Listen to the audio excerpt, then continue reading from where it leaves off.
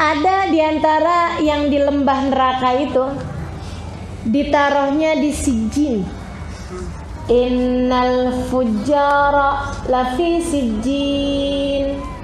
Sesungguhnya orang-orang fajir berada dalam sijin. Apa itu sijin? Kerak bumi yang paling bawah.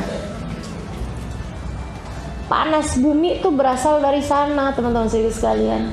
Yang kabarnya gunung-gunung berapi apa itu kan karena memang nyambung sama kerak bumi bagian bawah.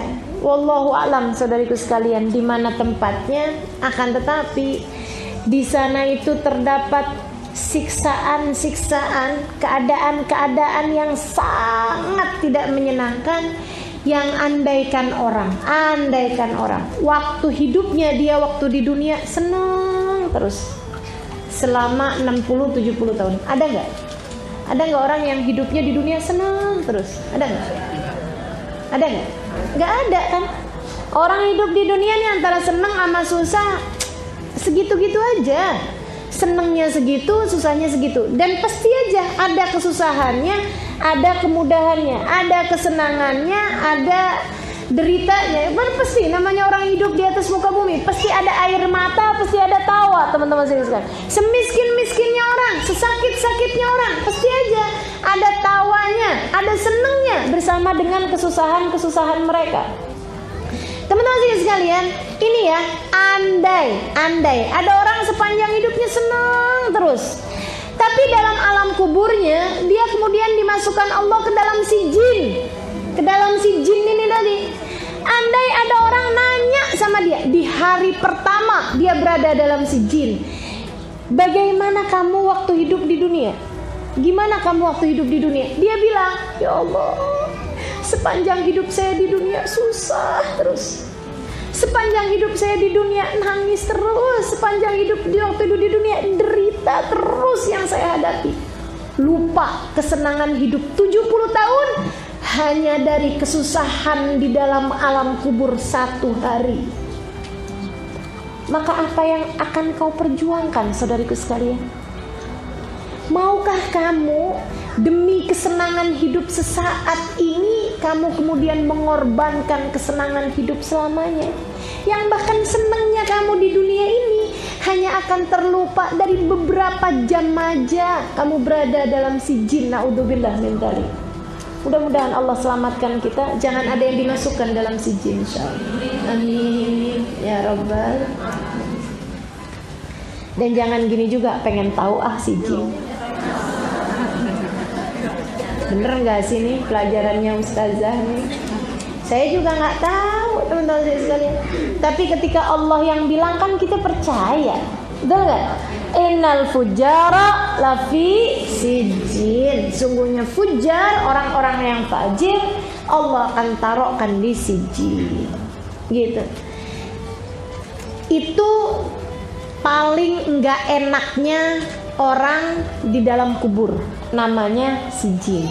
Ada lagi sedikit sekalian saya muliakan, orang-orang yang mereka sih dibilang penuh dengan dosa, penuh dengan maksiat, waktu hidupnya nggak juga sampai yang dimasukin ke sijin gitu, tapi dosa juga, maksiat juga gitu. Maksudnya balasan nggak enaknya di atas itu mendingan gitu. Apa itu? Saudariku sekalian yang saya muliakan, mereka ini enggak masuk dalam siksa, tapi dibukain lobang melihat tempat kembalinya nanti di neraka kayak gimana. Kayak nonton TV gitu ya, tapi ceritanya di TV itu tentang diri sendiri. Yang ceritanya adalah film horor. Enak apa enggak tuh? Ya Allah, tersiksanya luar biasa. Ini nih yang nomor 1 sijin, sama yang nomor 2 ini. Kalau bulan Ramadan cuti. Kalau bulan Ramadan dihentikan, sijin ataupun yang kedua ini. Ini tayangannya selesai dulu. Jadi tersiksa-siksa setengah mati itu mereka melihat nanti nerakanya dia kayak gimana gitu. Ditontonin nerakanya, ya ampun, nyesel dah tuh. Gitu ya, pengen balik tapi kayak gimana? Rabbirji'un, rabbukum la'alli a'malu salihan fima taraktu. Ini yang pertama tadi yang saya ceritain di sijin, atau yang kedua yang dibukakan tempatnya nanti di neraka seperti apa? Ini teman-teman saudaraku sekalian yang saya muliakan. Ini yang nangis tiap harinya, ya ampun, balikin sehari ya Allah, balikin. Enggak sehari deh ya Allah, sejam ya Allah, balikin. Oh enggak sejam, enggak apa-apa ya Allah, 5 menit balikin. 5 menit balikin. Dan kabarnya ini sering disampaikan oleh Hubabah Nur. Katanya Hubabah Nur, itu orang, andai mereka diizinin sama Allah Subhanahu wa taala buat balik sejam di bumi, apa yang mereka akan pilih? Mereka akan pilih hadir majelis, teman-teman sekalian. Mereka akan pilih hadir majelis. Yang sekarang kita lakukan ini. Ketika melihat bahwa balasan dari Allah Subhanahu wa taala untuk hadir majelis ternyata pahala yang enggak bisa dibandingkan dengan yang lain. Asal adabnya benar, asal niatnya benar, asal keadaan kita di dalam hadir majelis memang konsentrasi penuh pada apa yang sedang kita jalankan. Mudah-mudahan nih duduknya kita di sini jadi bekalan yang indah untuk saat kita berada di sana, insyaallah. Jadi teman-teman sekalian, yang kegerahan minta ya Allah mudah-mudahan kuburnya nanti nggak gerah. Yang kesempitan minta ya Allah mudah-mudahan nanti di dalam kuburnya nggak sempit. Makanya biar gerah juga saya nggak mau kipasan ya Allah. Biar gerah di sini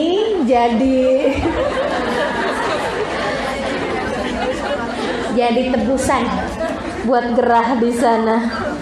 Biar air mata yang keluar di sini aja ya Allah, jangan di sana. Keringat yang keluar buat di sini aja, nggak di sana. Gitu. Masya Allah. Mudah-mudahan Allah rahmati kita semua. Langsung berhenti semua kita saja. Alhamdulillah. Soalnya dari tadi saya lagi iri aja, pada bisa kipasan saya kagak. Baik, teman-teman sekalian saya muliakan. Iya, padahal kan gerahan saya ini sambil ngomong. Ini ya. Jadi yang pertama adab yang paling perih adalah yang tentang di sijin. Di atasnya itu ya. Kan saya mau adem juga di sana. Iya. Jadi yang kedua kemudian yang dalam kuburnya adalah dibukakan lubang melihat neraka itu nanti seperti apa. Ya ampun. Ngerinya ya. Nah ini teman-teman sekalian, ada lagi, mohon maaf, di atasnya itu, di antara itu, yang pertama sijin, yang kedua, sekalian saya muliakan, dia enggak di neraka dan dia juga enggak di alam kubur yang diperlihatkan layarnya dia atau keadaan neraka nanti, enggak. Tapi dia itu sama Allah rohnya ditaruh di sebuah burung, yang burungnya itu kelilingan neraka. Jadi dia sih ngerasain neraka, masuk neraka enggak gitu ya, tapi udah kelilingan neraka, kan gak enak juga tuh, gak enak juga. Siapa mereka? Orang-orang yang mengajak dalam keburukan. Oh ini bahaya nih, bahaya nih. Ini nih, pengajak keburukan, lawannya syahid, teman-teman sekalian, lawannya syahid. Sebab syahid nanti juga balasannya mirip seperti itu, tapi untuk yang surga gitu. Jadi yang pertama paling susah nih yang di sijin nih, yang ditaruh di siksaan tadi itu ya, kerak bumi paling panasan, disiksa sama Allah Subhanahu wa taala. Ini yang pertama nih, adab kubur yang hufrah min hufarin niran, yang Nabi Muhammad bilang tadi nih, lembah dari lembah-lembahnya api neraka. Serius sekalian saya mengatakan, meskipun ya enggak ada apa-apanya sih dari neraka yang sebenarnya, tapi ya udah deh, pokoknya mudah-mudahan cuman nyeritain, enggak nyicipin aja, jangan, mudah-mudahan, amin. Yang keduanya yang ditaruh sama Allah Subhanahu wa taala rohnya di burungnya itu kelilingan neraka. Seperti itu. Sampai kapan? Sampai kiamat. Yang pertama itu juga sampai kiamat. Yang di atasnya lagi itu yang agak mendingan, yaitu dia enggak disiksa, tapi teman-teman sekalian ngelihat nanti neraka tuh kayak gimana, dipertontonkan neraka itu nanti akan menjadi seperti apa. Saudara sekalian saya muliakan. Kemudian yang keempatnya yang ini orang mukmin tapi punya dosa gitu ya. Orang mukmin tapi ada dosanya, dan kebanyakan dosanya yang bikin yang ini nih, yang keempat ini, yang paling mendingan dari seluruh siksa ya, itu adalah disebabkan karena pulang ke negeri akhirat mati bawa utang. Apa itu? Saudara sekalian, di penjara. Jadi rohnya terpenjara, nggak bisa diziarahin, nggak tahu siapa yang datang ke kuburnya, nggak paham apa-apaannya, gitu, nggak ngerti dia, nggak tahu apa-apa. Saudara sekalian saya muliakan, dan dia berada dalam keadaan yang nggak enak, bener, bosen yang luar biasa. Dan ini yang masalah sama orang yang pulang bawa utang nih, teman-teman saya sekalian. La yazur wa la yuzar, nggak bisa didatengin, nggak bisa mendatangi. Itu satu. Sama kalau ada orang doa di dunia ini, ada orang doa kebaikan buat dia di dunia, nggak nyampe. Jadi kalau Allahumma ighfir lahum warhamhum wa'afihim wa'fanhum, tuh yang pulang bawa utang nggak bisa dapet. Serem bener kan? Makanya nih yang suka kalau ditagih utang lebih galak ini ya, kayaknya kalau abis dengerin kayak begini nih, ya ampun, ayo dah pada taubat. La ilaha illallah. Mudah-mudahan Allah rahmati kita semuanya insyaallah. Amin ya rabbal alamin. Gak bisa teman-teman sekalian. Makanya Nabi Muhammad kalau mau nyolatin orang, pertanyaan Nabi kan gitu, dia punya utang apa enggak, kata Nabi. Karena kalau misalnya punya utang percuma mau disolatin. Hatta sama Nabi Muhammad sallallahu alaihi wasallam, itu doa-doanya Nabi waktu nyolatin dia percuma, nggak nyampe juga. Itu Nabi loh, itu Nabi. Apatah lagi cuma anak kita, suami kita, saudara kita, siapa kita, nggak nyampe teman-teman sekalian. Dan bagi yang punya orang tua, ayah atau ibu meninggal dunia bawa utang, kalian sebelum bagi-bagi warisan, kalau ada warisan yang diberikan, bayarin dulu utang-utangnya. Nyeremin bener, orang tua punya utang, anak malah rebutan warisan. Kayak apaan itu?